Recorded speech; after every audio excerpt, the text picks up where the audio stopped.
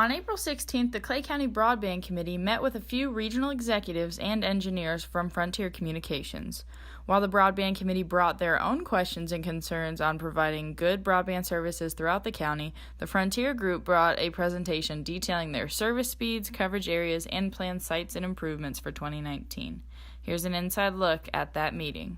We're aware of how important broadband is, and we hear from our customers, customers who can't currently get the service, to customers who have it and find it doesn't, what we provide today doesn't meet their needs. We hear all that. The high cost areas in western North Carolina are those that the FCC estimates would cost a monthly cost of providing broadband $52 to $198 a month.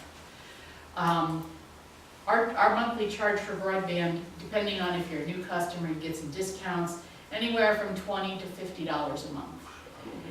That's how much we charge, but it costs us at least $52 a month and probably more than that. So broadband in these high cost areas is a losing money business for Frontier in these areas. So we need additional funding, and that's part of what the FCC did. 3 Clay County Broadband Committee members took a moment to share their thoughts on the meeting and to give more insights into what the Broadband Committee is working to achieve for the future. I think what came from the meeting is that Frontier is a private company. They are, they're owned by their shareholders and they need to make money. And there's no question that working in these rural areas, particularly where it's mountainous, is not a good business model. They are one of the largest service providers in the area and control most of the eligible areas that are under the federal grant programs based on the 2010 census data.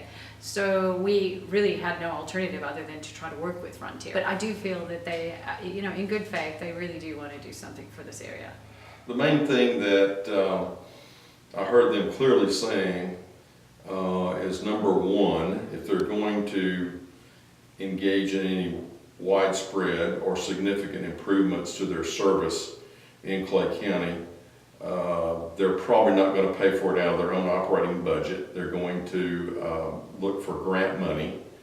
And when the current Connect America grant program runs out in, I think, 2020, probably not going to see any improvements in Clay County. To their credit, they have improved service in certain areas of Clay County, and they're basically going to look at it on a business basis. And they flatly said, they're going to only going to improve and increase service where they can get a return on their investment, which their business, that's what they look at.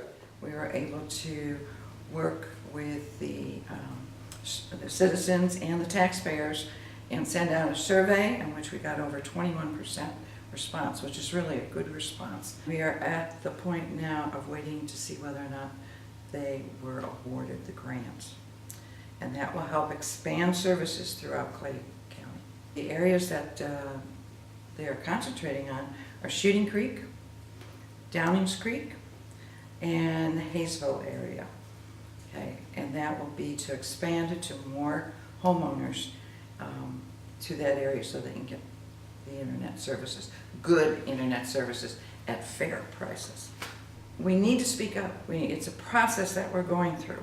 This is not something that we can just say, here you go, you got internet service and you got good internet service. We don't have that many choices. In our mind, in our committee's mind, and particularly in my mind, your return on investment doesn't necessarily mean you get immediate profit, but you're working for the future for us and them, the internet service providers, to expand. They will profit, the county will profit that way as well. This is Ashley Karras with the Clay County Progress. If you would like more exclusive content like this, be sure to subscribe.